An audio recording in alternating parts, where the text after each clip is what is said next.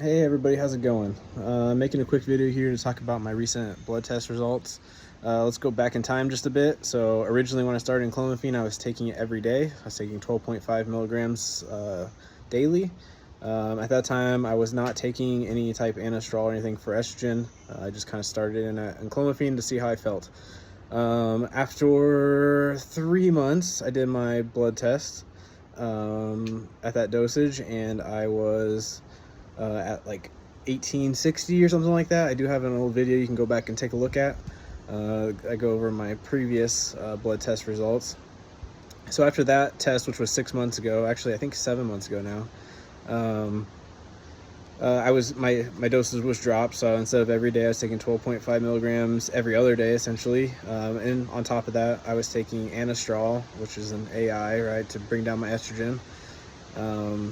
So I've been sticking at that for the last 6-7 months. Just every other day, 12.5 milligrams, and anastrol 3 times a week at 0.25 milligrams. So very, very, very, very small dosage.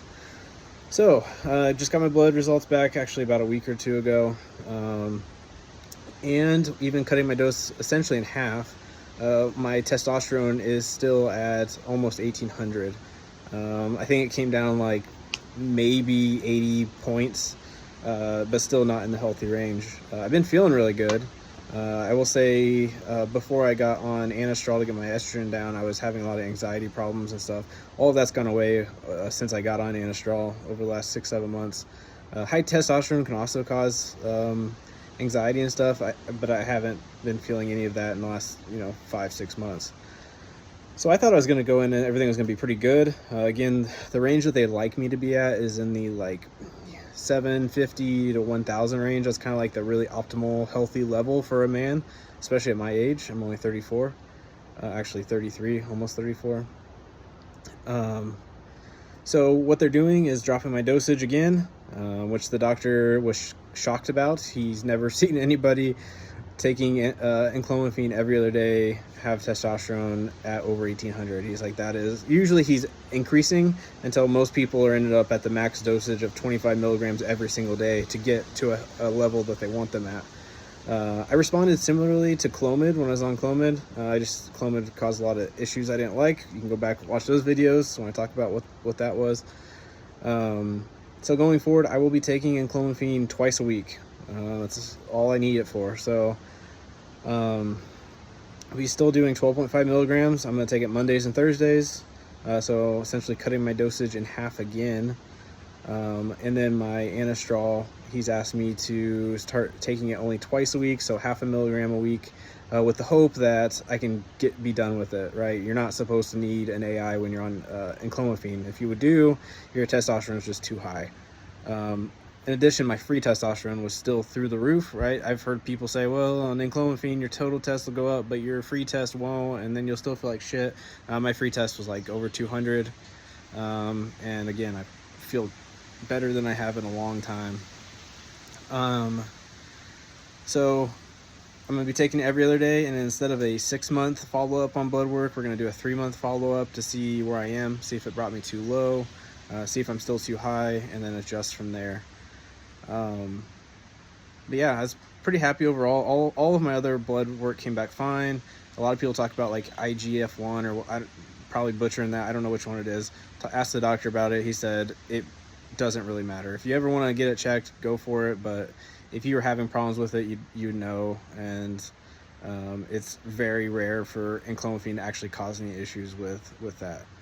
Now, if I was on, and then people, a lot of people in the comments asking about all these other blood results and saying like, oh, you're already on testosterone. Well, no, I'm not, right? If you are on TRT, there will be a lot more parameters you need to be watching because you're injecting synthetic testosterone into your body.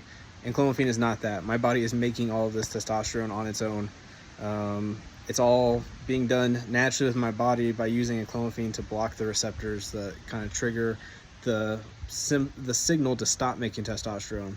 Where naturally, my body is telling myself to stop too early, so I'm only at like 300 when I'm not on enclomiphene.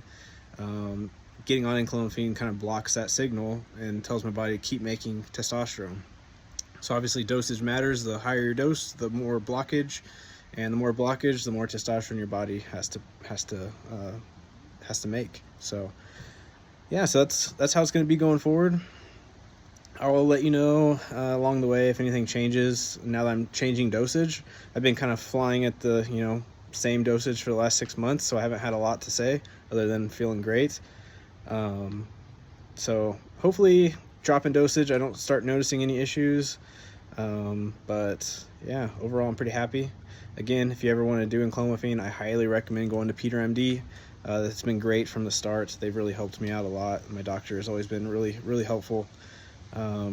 Oh, in addition to the anastrol, right, his goal is to get me off of it completely over the next 3 months, depending on what my blood results are. But he started having me take a supplement that's over the counter. Said it's really helpful for people on testosterone or on Enclomiphene or Clomid, whatever you're taking. It's called DIM. It's just a supplement that helps your body naturally regulate like your hormones, like estrogen specifically. So he's hoping that by cutting my dose of Enclomiphene to twice a week, adding in that DIM, and also decreasing my anastrol, that by the end of the 3 months I should be able to get off of anastrol altogether, and just stay on the DIM and my twice a week Enclomiphene. So yeah, if you have any questions, feel free to ask. I usually respond to people who have legitimate questions, and anybody who's just being stupid I don't usually respond back to, right? This whole, oh, anybody can get on testosterone just by saying they don't feel good, like, yeah, like that's probably true. Not going to discount that. Yeah, there's probably a lot of people who just fake it and say I don't feel good. But in my case, that's not the case. Like, that was not me at all. I legit felt like shit for years until I realized it was my hormones being the problem.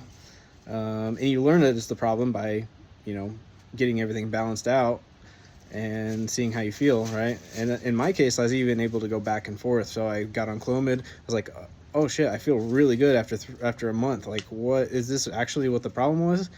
And after 3 months is like, hey, let's try getting off of it. And because your body's producing testosterone, let's maybe now we jump started it, it'll be good. And I'm like, that would be awesome, because I really don't like taking prescriptions. It's not something I usually want to do. But after being off of it for 3 months, I felt like pure shit. Went back on the Enclomiphene the second time because of my issues with Clomid. And after 2 months, I was back to how I was feeling at my peak on Clomid. So yeah, if you have an issue, please look into it. It might just be you have depression, right? That could be a big piece of it. Luckily, in my case, it wasn't that. I was literally having hormone issues. But yes, if you want to fake it and go get testosterone, you probably can. You can go get Enclomiphene, you can go get Clomid. I'm sure there's doctors out there that'll prescribe it to you. I would recommend you not do that. I'm not doing this for physical things at all. That is not my goal. My goal is to be mentally healthy, and getting on Enclomiphene has really helped me fix that. So if you have any questions, let me know. I'll answer them down in the chat. Have a good one.